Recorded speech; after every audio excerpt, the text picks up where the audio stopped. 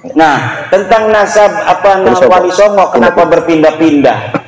Yang minda-minda itu bukan kita, Baklawi yang minda-minda nasab Wali Songo dalam kitab mereka. Ya. Nah, tentang nasab Wali Songo kenapa berpindah-pindah? Yang minda-minda itu bukan kita, Baklawi yang minda-minda nasab Wali Songo dalam kitab mereka. Ya.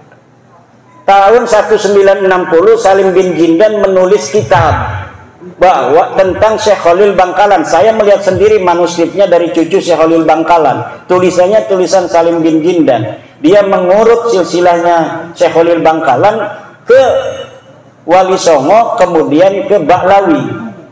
Sementara manuskrip Nusantara yang telah diteliti oleh Profesor Dr. Husein Jayadiningrat tahun 1919, dari berbagai manuskrip yang ada, tidak ada itu Wali Songo keturunan Baklawi. Silahkan bukunya Profesor Dr. Husein Jayadiningrat masih ada di Tokopedia. Namanya itu Kritik Sejarah Banten. Kritik Sejarah Banten karya Profesor Dr. Husein Jayadiningrat. Itu dia meneliti berbagai macam manuskrip yang ada dari Wali Songo pada tahun 1919, kemudian dijadikan disertasi di Den Haag, Belanda. Kemudian kita bisa baca terjemahnya hari ini dari bahasa Belanda. Tidak ada satupun dari 11 riwayat keturunan jalur Wali Songo yang ada dicatat oleh Profesor Dr. Husein Jayadiningrat dari manuskrip-manuskrip tua yang ada di Nusantara yang jalur Baklawi. Jadi tahun 1919 saja tidak ada jalur Wali Songo ke Baklawi. Ya. Lalu pada zaman tahun 1960 baru ada manuskripnya dari tulisan Salim bin Jindan Baklawi. Ini dari Habaib. Nah, dikatakan ada manuskrip Negara Kertabumi di Cirebon 1690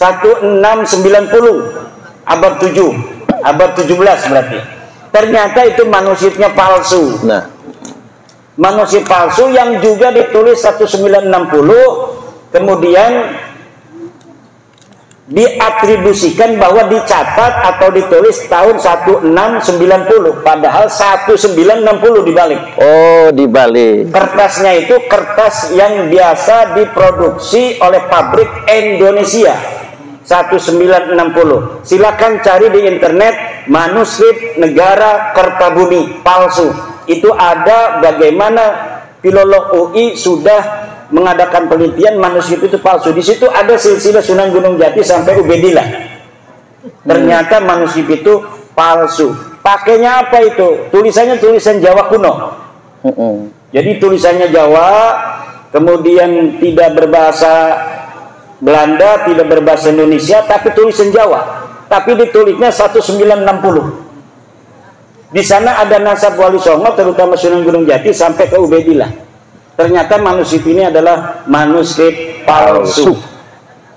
Satu lagi manuskrip itu cerita Purwaka Caruban Nagari. Purwaka Caruban Nagari itu yang juga ada silsilah ke Baklawi itu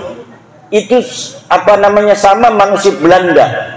Manuskrip pada zaman Belanda yang ditengarai bahwa manuskrip itu adalah manuskrip sengaja untuk memutarbalikkan sejarah Indonesia.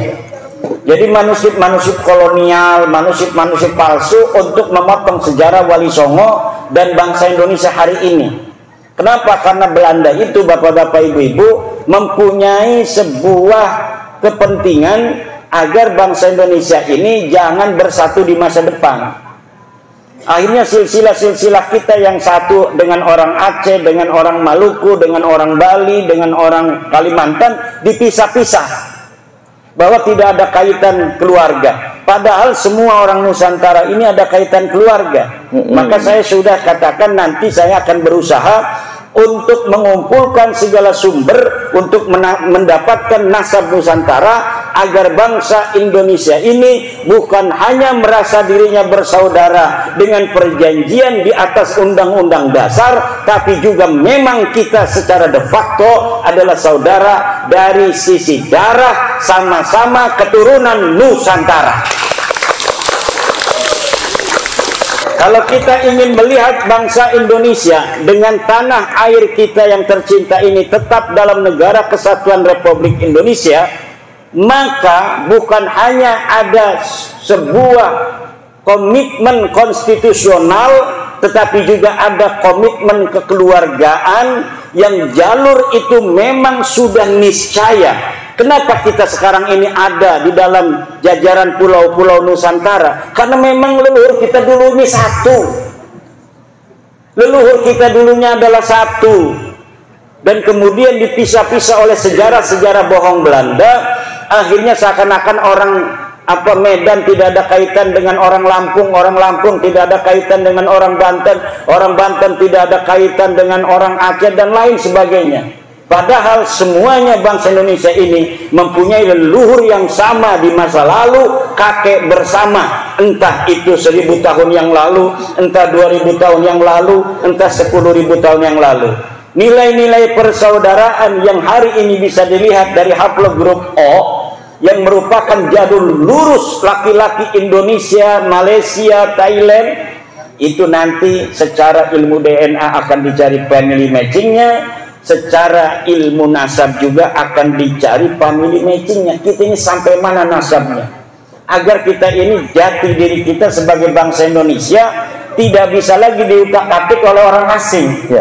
Akhirnya nilai-nilai persatuan kita untuk bersatu, betul-betul kita akan menjaga tanah air ini dengan segenap kemampuan yang kita punya untuk menjaga warisan tanah leluhur kita, yaitu tanah Nusantara ini.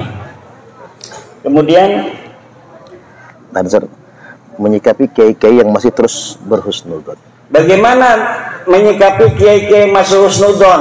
Ya, husnudzon itu sudah saya katakan, la ibrata bidzannil bayyini khata'u, tidak boleh dijadikan pegangan husnudzon kalau sesuatu itu sudah nyata salah. Doraka hukumnya kita berhusnudzon kepada sesuatu yang jelas salah. Kalau dipaksa oleh ketua PWI Lampung, ketua PWI Lampung Selatan, gula itu asin, jangan mau. Wong kita sudah merasakan gula itu manis kok. Kiai Parman memaksa kita ngomong gula itu asin, nggak bisa. Kita harus itu sesuai dengan keyakinan kita. Kata Rasulullah, walau aftakal muftun, walau aftal muftun yang sering di roasting orang itu, mereka tidak sadar sedang merosting Nabi Muhammad. Karena kalimat walau aftal muftun itu adalah kalimat dari baginda Nabi besar Muhammad sallallahu alaihi wasallam. Jika engkau telah meyakini kebenaran, maka jaga kebenaran itu walau aftakal muftun, walaupun orang-orang berfatwa berbeda dengan dirimu. Ini adalah ucapannya Rasulullah Muhammad sallallahu alaihi wasallam. Tetapi di roasting katanya Kiai Imad itu tidak akan menerima apapun dalil yang dibawa oleh ulama sedunia karena dia sudah mengatakan walau aftal muftun. Ya kalau mendatangnya bawa dalil, ya kalau saya nggak nerima dalil saya bisa dihukum, bos. Kalau kita ngomong sembarangan nggak ada dalil, kita ini bicara hoak. Kalau hoak itu bisa kena pasal. Sekarang mana dalilnya yang mengatakan Ba'lawi itu turun Nabi? Ayo kita adu dalilnya. Kalau tidak berarti Anda yang menyebarkan hoax selama ini. Tapi kenapa Kiai Suparman belum melaporkan orang yang nyebarin hoax? Nggak tahu, tanya sama Kiai Suparman. Kalau saya sibuk ngajar ngaji, nggak bisa lapor-lapor kemana-mana. Kalau disomasi numpuk saya banyak itu somasi. Saya biarkan aja, kapan mereka mau melaporkan, ayo kita diskusi di pengadilan. Cocok. Kita diskusi di pengadilan itu enak, Pak. Saya lihat itu kalau pengadilan itu hakim memberikan keluasan kepada orang-orang untuk bicara apa adanya sesuai fakta yang dimiliki. Kemudian kalau perlu untuk hadap-hadapkan, di muqabalah dihadapkan. Mana dalilnya kamu? Coba lihat, kata hakimnya. Coba ini lihat, ini palsu Pak Hakim, kata saya. Kan nanti gampang saya ngomongnya. Tuh lihat Pak Hakim, kertasnya aja begitu. Katanya tahun 600 Hijriah. Ini kertasnya ada garis-garisnya Pak Hakim. Coba lihat tuh. garis-garis begini, ini pabrik Indonesia tahun 1960 Pak Hakim. Bener ini kimat nih, ini yang bener. Itu nanti begitu. Kalau di pengadilan, ujung-ujungnya misalnya kalau hakimnya puyeng, udahlah DNA aja, DNA. Panggil dari BRIN, panggil dari Rumah Sakit Bayangkara Polri. Ini pegang ini, orang nih pegang ini. Coba rambutnya ambil, darahnya ambil. Coba mesinnya bawa sini, kita lihat supaya tidak bohong. Kalau dokternya ini bohong, kita tembak langsung nih dokter. Jangan bohong, coba lihat. Kita lihat sampai ini mesin mengatakan apa hasil daripada haplogrupnya dia itu. Dan pengadilan itu banyak duitnya, negara namanya. Bisa mengambil ahli-ahli DNA dari internasional untuk dihadirkan.